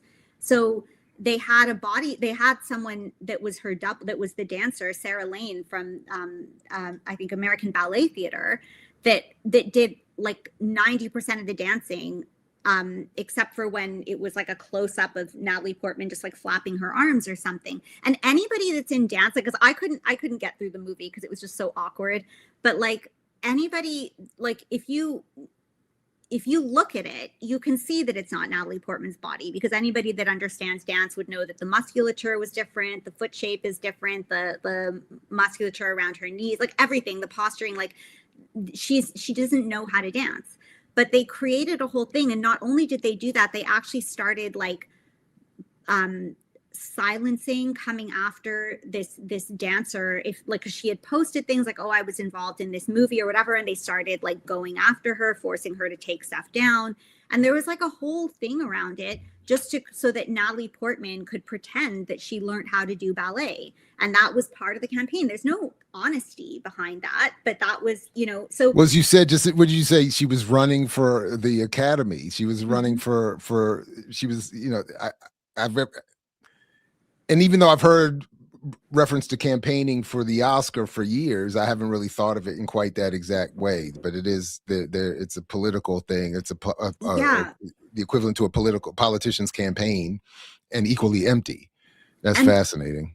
That's it. And that's just what I want people to sort of understand. So when you're looking at like timelines of things, and again, like that refusal speech that she made could have been genuine. I just wish that everything she said in that speech was in her film. But I also think we need to consider that when we're doing this, like, and she says this in her own interviews, like when she heard the recordings, she was in LA touring for her other Oscar, her nominated film of 2024 or whatever year. You saying when she heard the recording of Hind? That's what her story. She was already on an Oscar campaign touring for her other campaign. Wow. So like, and then, I'm sorry, in one of your articles, we kind of glossed past it, but you highlighted a point where she says, or one of the filmmakers that you're referencing there makes the point of saying, I only make films that I think have a shot at winning an award. So that, and I think you were including that to clarify for us that there are people making these conscious choices. Yeah. Like they want the awards, they're doing things for the awards, and then they're following up campaign wise for the award, including adding the narratives that are necessary, the both in the film and about the film that get the film awarded. So yeah, that's deep. Okay. Right. Yes. On. Yes. And something like, what I think is also, again, like it could be a genuine motivation to want to make this film, but this is somebody that has been on an Academy track frequently. So, no, but I don't think it's a stretch to say, and again, you don't know her and I know her even less, but it doesn't mean that I don't think it's a stretch to say, given what you've arrayed for us here, that someone would say, look, I want to tell this important story, and it is a story I can fashion in such a way that will get me an Academy Award. Yeah. I don't think it's a stretch for those two thoughts to be. And when you read her interviews, like if you read them, like obviously I'm coming in critical, but when I read her interviews, everything that I hear her say is like, it just reminds me of that kind of stereotypical, like, people at the Academy Awards crying for Afghani women back in the day or something, like, this very like, it's all about her. Oh, I wanted to make this. She even refers to this on her interviews. Like, you can watch the speech that I made on my Instagram. It was so important to me to tell this story. I felt I, and even what's like, and something I want to point out, coming back to why is the CAA interested in this movie?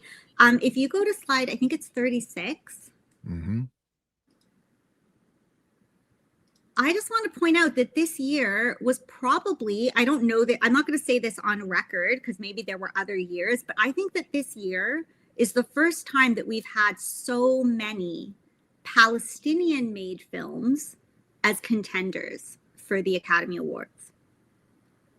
And maybe like we've always had It's a Palestinian fair films, trade-off, a little bit of genocide for a few Oscar nominations. I feel like that's fair. You don't feel like but that's fair? we've never had our films come to the forefront and get this much attention. And whether or not like and you know, conversations around some of these films, I've got opinions that I agree with or disagree with certain films, but these are at least films made by Palestinians that were all being considered and that got overwritten because of the campaigning around a certain film that now is going to be in the foreign film category and not films like these. So I just also think that should be pointed out, and maybe there are parties that would prefer, like for whatever their reasons are, they would prefer a film like The Voice of Hind Rajab that gets acclaim and attention and makes sure that films that present Palestinian stories, that say the word Palestine, that contextualize things, are not present at the Academy Awards. So one, I'm thinking, I'm just going to throw this out there for the both of us. I think we should see all of these films and then compare them and see what they do and don't do versus Hind Rajab. That's just the voice of Hind Rajab. I would love to do that. So I'm going to put that out there for us to consider. And then I also want you to, since it's up here on the screen and you've raised this criticism a little bit about Watermelon Pictures, who are here both seen promoting or supporting films that you're suggesting may have been marginalized by the voice of Hind Rajab. But yet they are also attached to the voice of Hind Rajab. So would you want to say a word or two about that? I think, you know, in terms of like Watermelon Pictures is a distribution company, and I think it's in their interest to want to distribute Palestinian or Palestinian affiliated content. I don't know the extent of how much they vetted this film. They're not filmmakers though, you know, like, and I think, you know, that's the thing is like they are a distribution business. They're not the people making Pepsi and Coke. They're the grocery store selling Pepsi and Coke to you or whatever. So I do think, you know, but my criticism of any of us as Palestinians is that, you know, I think that we have to be, I think especially like, I mean, I think always, and I think that this extends beyond Palestinians. I think this extends for anyone that represents any group of people that are being, you know, attacked and marginalized. I do think we have to be responsible. Like we can't just like, you know, I think unfortunately, and I won't speak to specific groups or people, but I think in general, I think that there is, you know, in every group, including ours, I think that there is a sort of a Palestinian bourgeoisie, like kind of like your black buying power thing, that if we just sell things and get the Academy Awards and do these things, then this is a good thing. But it's only good for business, for a particular business or something. It's not good for Palestine. It's not good for people. And I think that as Palestinians, we have to take responsibility what we put our weight behind, because what ends up happening is that people will say things like, oh, but Watermelon Pictures is distributing it, or Hind's mother said that she approved the film, or this Palestinian friend of mine said that they love this film. And if we're not being critical of it, I think we cause damage. Well, I'm glad you said that. That's something I wanted to bring up just to quickly mention, and I'm taking this from Daruba bin Wahad, who's made this point related to victims of police brutality here in the United States. That when and I would encourage it this way, and I'm happy to hear your thoughts on this, Samantha, even if they're critical. That when if you see this film or you see discussions about the film or Hind from her mother. I think it's important to remember what Daruba has said about the victims of violence and suffering being the spokespersons about those incidents, and that for all we might be wanting to feel sympathy and our hearts go out to the mother and all of this, we shouldn't be listening to her for an analysis of the situation or for a call about what we should do about it. Yeah. That her job is to grieve and to survive and recover as best she can possibly do, and to take care of her other children and family and whatever else she has to do to survive. Her job is not to offer an analysis of this film, of the machine that produces it, the machinery that produces the awards. And it's not her job to tell the rest of us what we should do in response to the story or to the killing of her child and family. So, but because it's clearly in the film, I mean, by the end of the film, I was so enraged. Like I had already, it made me so angry. I was out of my mind by the end of the film. Like seriously, like we had even talked about it. I encourage people. I offered the trigger warning at the beginning. If you do see this film, do all of the emotional protectiveness that you need. You got to have time.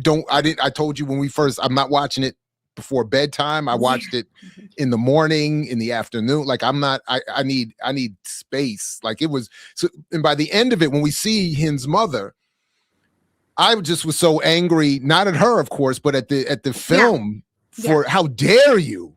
Yes. How dare you try to? I felt Yeah. So that's and I actually pulled. I have it in the slideshow. There's a couple things. One thing there's a few things I actually want to say, and I got this from this is the thing. I'm not quite fully clear on Watermelon Pictures investment. Like they might have. I know like it's possible that they financially invested in the film because a lot of times films like these like I'm used to working at big studios, right? So a studio like Marvel, they're going to finance their whole film. But these kind of films, often you need to get like cultural grants or so, and so, like you get money from everywhere to try to help you. So that could possibly be part of their relationship.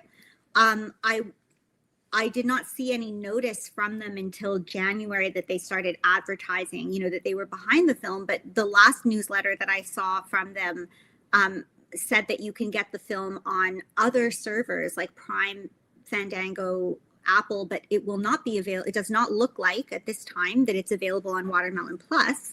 It's only available on these other things. So in their newsletter, they were promoting the film on those other outlets. So that why are they doing that? I'm not exactly clear. Like that would be a question for them.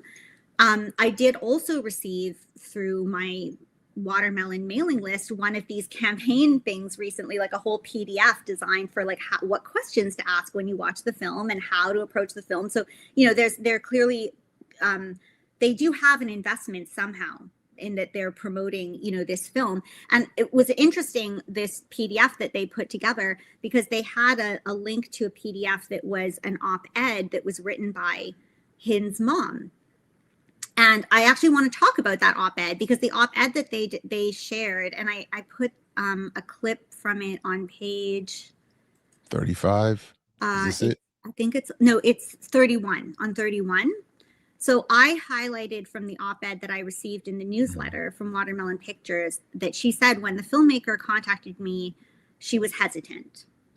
And, like to me, this is a little bit telling. Like she was not the one that went out and was like, please make my film.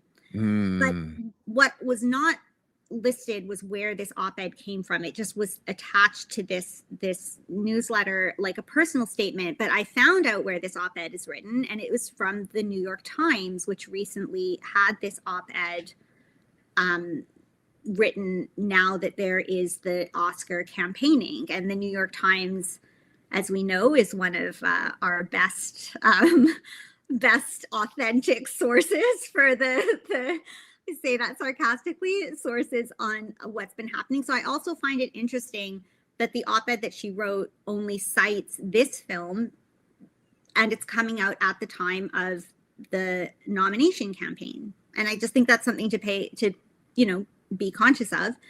And something that, so then in the next slide in 32, I just put clips from the interview, one of these interviews with the director from Filmmaker magazine, where it just like, I just kind of grabbed these things that sort of I felt I was sort of looking at in her responses.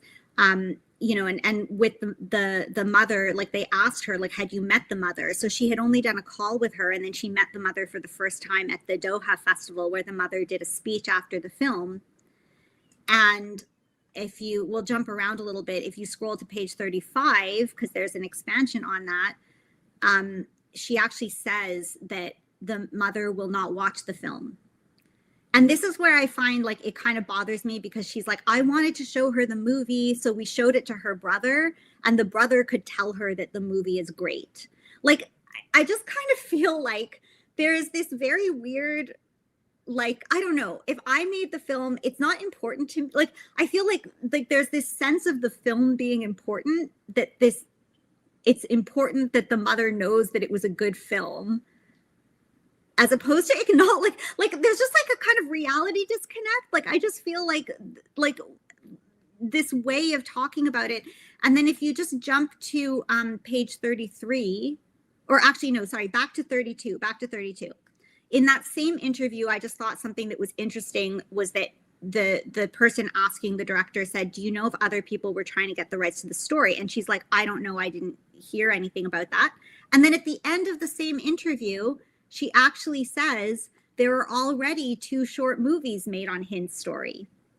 And if you go to 33, there was a film that one of those films was called Hind Under Siege, that was made by a Jordanian Palestinian director. And the pictures that they share on their Instagram, they actually, and in interviews, they said that they actually talked to the mom and the Red Crescent Society constantly while making this film.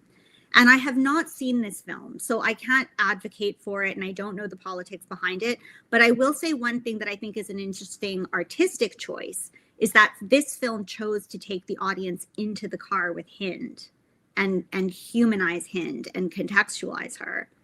And that they say this on their Instagram, like the Red Cross workers actually toured with them and would be at, like, were involved in this. So just by contrast, the engagement that this film had with, you know, and also just to point out that Hind's mom, you know, like you're saying, like, this is somebody, and this is exactly what happened in Perfect Neighbor. You know, people are grieving, and they're just, and her mom has said this, like, she just wants people to know the story because children in Gaza are dying and they want this to get out there. And so they're not going in, like, you know, like I said, the mom hasn't even seen the film. I hope she never does, to be honest. But like this, like you said, like, they're not there to give a critical analysis. They're grieving. There's a genocide still happening. And they're just trying to contribute in any way that they are able to or invited to. And especially for Palestinians, like, I mean, not especially, sorry, I don't want to exceptionalize, but like, people in this situation, and I'll speak as a Palestinian, people don't usually give us an opportunity to speak. So you're going to take it, you know, and you're going to try to make some good out of your loss. And so I just think, you know, that there's like a lot of just things to consider as we think about this film. No, that's wild. I want to, I just did a quick search, and there's no immediate obvious way to see Hind Under Siege. So, whereas you can see the voice of Hind Rajab on Amazon, and so I'm very curious to the AI services to the, you know, Israeli army. Like that's the funny thing, is that, like, why is this film, like, this is where I don't quite, you know, understand some of the Palestinian support behind this film, because it's not even being streamed on, like, Watermelon Pictures' site. Maybe they will get. Look, my immediate answer is that this is akin to why, you know, Black people like, you know, Wakanda. Like, it's that kind of it's that false appeal to having one story be told in some fashion, and people are desperate for it. And Hollywood can play on that. The machine can play on that. Yeah. And this film, like, this is the thing too. It's like, this is not a Palestinian woman that wrote or made this film. Right. Like like that's the other thing too. It's like this film. That's why I just feel like this is also a saviorism story. Like, this woman, like, even like the experience that Rana goes through in this film, like, that character was just about her. Like, it was about her, like, how she felt, and like everything was about the feel. Like, I don't know. Like, I'm gonna run out of words. It was just so frustrating. Yeah. So. Yeah. Anyway, what else did you want us to? I think, maybe just I put the last slide in just as a sort of as a tribute to remind people, like, that, like, like, I just feel like, this happened. This was announced 4 days. This was after the Super Bowl, and like, Sidrat was the girl that was seen, hanging from the wall, like, shredded, and people were also sharing her story. And this came out 4 days before this director heard the social media thing of, like, Hind's call. And so, like, I just put that, like, we already talked about this, but this is where it's like, I do think that it does deserve some interrogation of, like, why did you pick this story and contextualize it in the way that you did?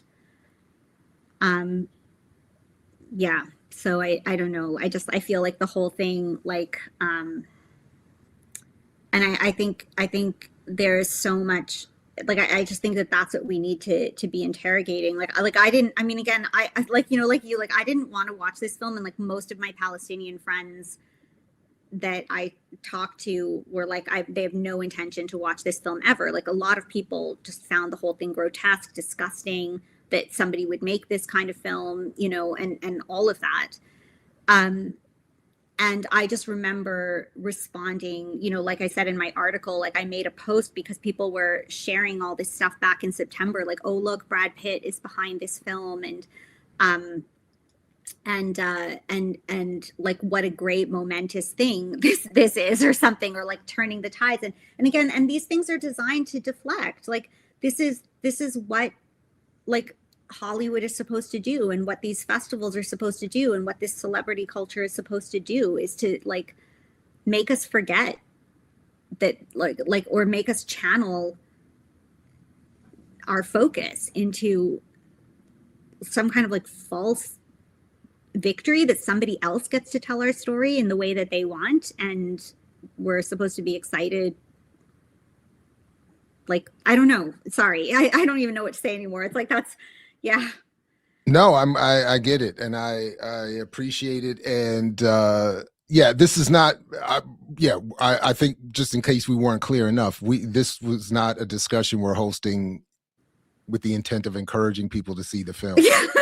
Yeah, do not. Just in case you were, like, not see it. It's probably yeah. Feel free to not see the film, and it doesn't. Look, if for no other reason, just, again, selfishly, it does nothing to help you sleep or be calm, or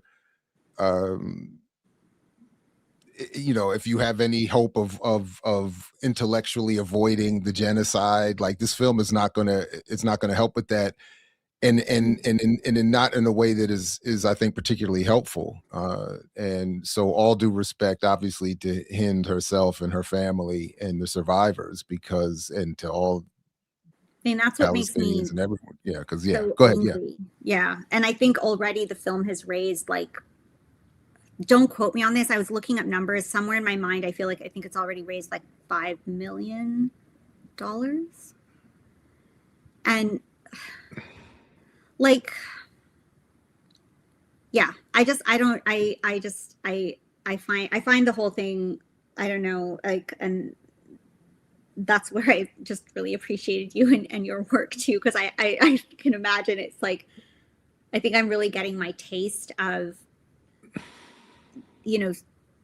certain groups even within the Palestinian community that like and I think this is really like, I know people are going to be mad at me for saying this or whatever, but I do really think this is where we have to interrogate certain things, because like if what you think is the most important thing is for us to be at the Academy Awards, like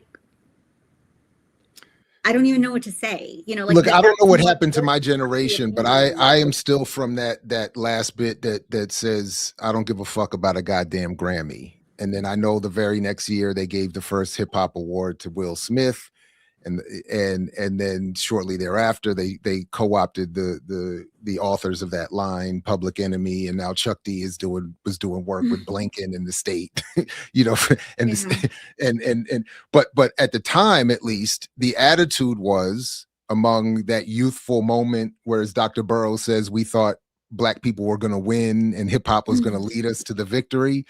There was that moment where the hip hop community was, you know, when the Academy Awards were not wanting to, I mean, the Grammy Awards were not wanting to recognize rap as a category.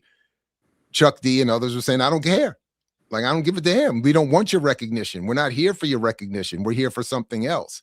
And then all they had to do was the very next year start giving recognition to the ones that they prefer. And here we are 50 years later, and it's a total collapse. So you're right. It does have to be interrogated and called out. And I think people do need to be challenged. And it can't just be in this moment, despite all the horror, that anyone claiming to both be and or represent Palestinians has their frame accepted. I just saw deculturation. Carlos jumped in the chat. I mean, that was the whole point of when he was on the Jubilee thing, arguing with that Palestinian that cringe. Yes. Yeah. That's the whole point. Like, you can't he was trying to just wave, I am a Palestinian, so therefore whatever I have to say about the situation is good. No. And exactly. And I find it even, I don't know. I don't want to start making comparisons of what's more shameful or not. But like I said, like I was saying before, like we have a responsibility. Like if even me as a person, like I'm nothing, but even me as a person, if like people that don't, like, that's the thing that's so frustrating, is that even people that support, like that we're in theory all on the same side, like we're in theory all on an anti-empire side, there is like an intellectual laziness that's happening. And I don't like using the word laziness per se, because I know that, like, you know, we're busy, we have lives, we have families, like there's just so much happening that makes it hard to be able to engage in this kind of analysis all the time. But there is like a default of like, well, if a Palestinian said it was good, then I'll support it, you know, like, and to me, I don't see the difference between this movie and Superman, and getting in fights with people over Superman, telling me that that's a pro-Palestinian film. And like, and this is, you know, and I just think like, and so as a Palestinian, as soon as I start saying those things, you are going to have a ripple wave effect of people that are like, well, my Palestinian friend said that this was good, or a Palestinian business puts their weight behind it and supports it. And like, and maybe that is helpful to your business in the diaspora, but then that's coming at the cost of like history revisionism, of harm, of collective harm. Like, there is a cost. And if you're taking that for granted, like, I don't even know what to say. I asked you, I just want you to extend the point you're making in response to Yipper's comment here, or question about, did Watermelon Pictures make Farha? Because when you and I were talking off air, I asked you about this, because on Watermelon Pictures website, Farha is listed there, and I was very moved and appreciative of that film. Appreciative of that film. So, but I want you to share your response and explanation, so that, because it extends what you were just saying. Yeah. I think what like Watermelon Pictures at this time is not a film production company. They distribute films, like they provide a streaming platform to distribute films that are made by other people. They might, you know, again, I don't know all their financials. They're not, they're trademarked Watermelon Pictures. They're actually like the company is owned by, it's actually a corporation called, I think Maljak is the company, and Watermelon Pictures is the trademark under that company. And that company has been in the family for many generations. It was a film distribution company, and so it wasn't like Watermelon Pictures is their branch or their trademark that's distributing Palestinian or related content, and so what they are is a distributor. Now, whether or not they provide a production role, like they might financially contribute to other films. Maybe, you know, I don't know their relationship particularly in this one, so I don't want to speak for them, but it's possible that they may have financially invested in the film, donated some money, you know, to help the filmmaker, or, but Watermelon Pictures by themselves are not a studio. So somebody else will make Farha, and then they will acquire the license to be able to distribute it on their platform. And so that's an investment too, because to get the license to, you know, have the ownership of these films to stream on your platform, like they do have to make financial investments for the films that they distribute. And again, like I don't know the full operations of their business, so it would be better to, you know, ask Watermelon Pictures their. No, but you were also making the point that that I think you said something to me to the effect that they are just broadly looking to put out anything connected to a Palestinian label, Yes. that they're not vetting anything necessarily politically. They're not necessarily trying to make an overt political argument with Farha any more than they're trying to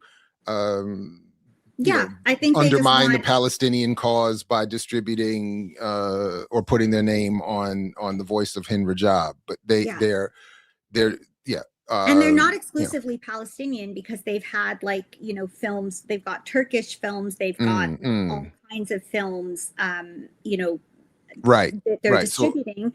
And yes. And, you know, and if you like, just from a business mindset, like if you're thinking of your business, like you want to expand your distribution catalog, like, you know, it's like Netflix, when they first started. Netflix is now a studio, but when they first started, they were just distributing, like Disney was on Netflix, like everything. It's just it's a catalog. It's like what was it back in the day, Blockbuster Video or something. Yeah. Like, I mean, yeah, and that's what they were. I mean, at the beginning, they were just so mailing you a DVD. That's and I've had some experience with Watermelon. Like I was, you know, sort of doing some pro bono stuff around building animated content, but like I don't know their financial, you know, operations, but that's what they are, is they're a distributor. So it's, you know, just that's something to keep in mind. Like, and they're looking at lots of films and lots of projects that they're trying to, like, it doesn't mean that they're sitting there and making a critical analysis of it. And that's where we have to start. And that's, and my thing too is like, I don't want to and my point too is that the onus should not be just on Watermelon Pictures, that's run by businessmen that are not media scholars or filmmakers themselves. The onus also has to be on us to be critical of these things, so that people know not to distribute them, or to, like, you know, or to like we also need to start building our media literacy and question, because Watermelon Pictures putting their name behind something definitely does have implications, because people will trust that these are, you know, they will trust it because that is a very big Palestinian company that's been able to thrive in the last couple years, and so people know about it, but like, as an individual as well, as, you know, I have to be responsible as well as a Palestinian for what I'm advocating for. And so I think, you know, and that's kind of, I think that's also part of the problem, is we can't always be relying on other people to tell us what's okay, because that's why we fall for all these things. That's why we're like, but I saw the interview with the director, and all of these And she was so nice. She was so nice, and she seems so passionate, and she seems to care, and maybe she does, but like I mean, I can't even tell you like how many, you know, especially projects that I've worked on in Hollywood, like these interviews that you see on late night talk shows, it's pre-scripted. Like these are actors. They know how to act like they just heard the question for the first time, you know, and you see behind the scenes that are like, sometimes behind the scenes are made as a film by themselves that have nothing to do with the actual film. So like we need to start being critical and responsible too for like, you know, what we're just accepting, because like it goes both ways. Like they wouldn't campaign, like I wouldn't have gotten this mailing list thing of like how to watch Hind Rajab if my opinions didn't contribute to, and my social media sharing and my like all these, you know. So I just think, like, yes, we have to hold people accountable and question these things, but we have to hold ourselves accountable too.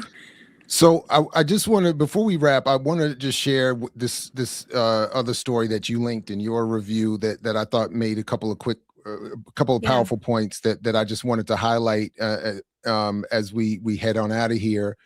But this is again the filmmaker and some of the principal actors, and Joaquin Phoenix is there, all accepting at the Venice, but as the author here, Mohammed Akib writes, yet one must ask, what is there to raise awareness about at this point? Every single human who is connected to media knows what's happening in Gaza. And that really struck me as a, you know, because to your point that you've been making today and else, you know,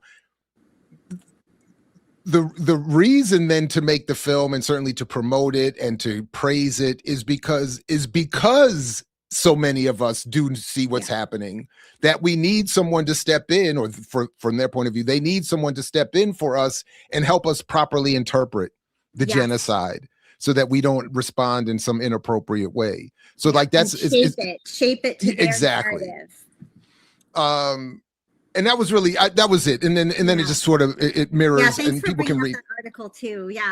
No, thank you. I mean, I've just, you linked it in yours, so but I mean, you know, and then it goes back to raising some of the questions we've been dealing with throughout the show. But I just wanted to, you know, sort of raise that one point again to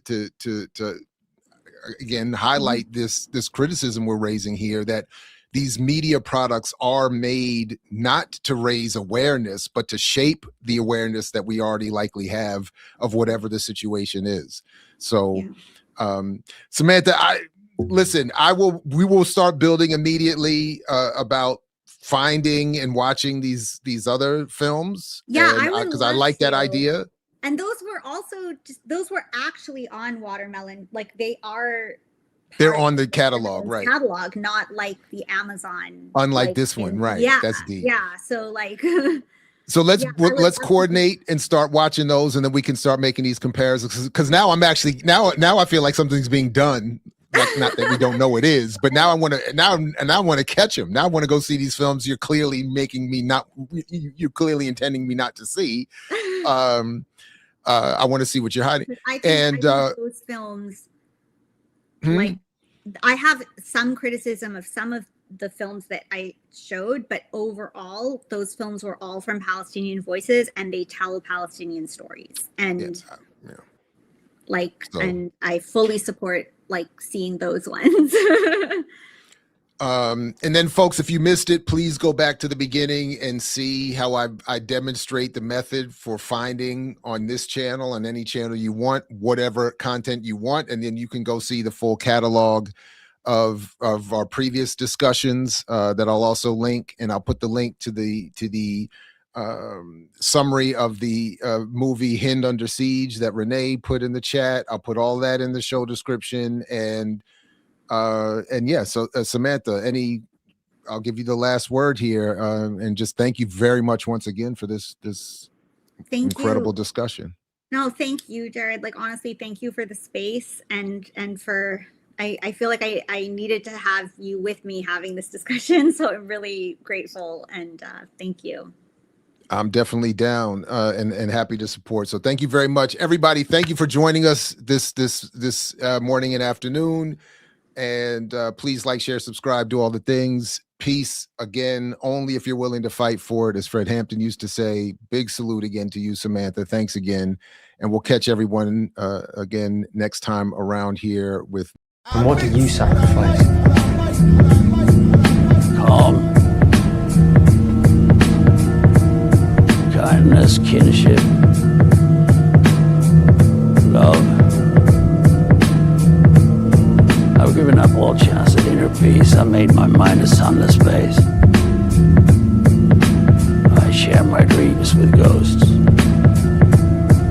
I wake up every day to an equation I wrote 15 years ago for which there's only one conclusion. I'm damned for what I do. My anger, my ego, my unwillingness to yield, my eagerness to fight, have set me on a path from which there's no escape. I yearn to be a savior against injustice without contemplating the cost, and by the time I look down, there's no longer any ground beneath my feet. What is my sacrifice? I'm condemned to use the tools of my enemy to defeat them. I burn my decency for someone else's future. I burn my life to make a sunrise that I know I'll never see. Now, the ego that started this fight will never have a mirror or an audience or the light of gratitude. So what do I sacrifice? Everything, everything, everything, everything. I mix what I like, what I like, what I like, what I like, what I like.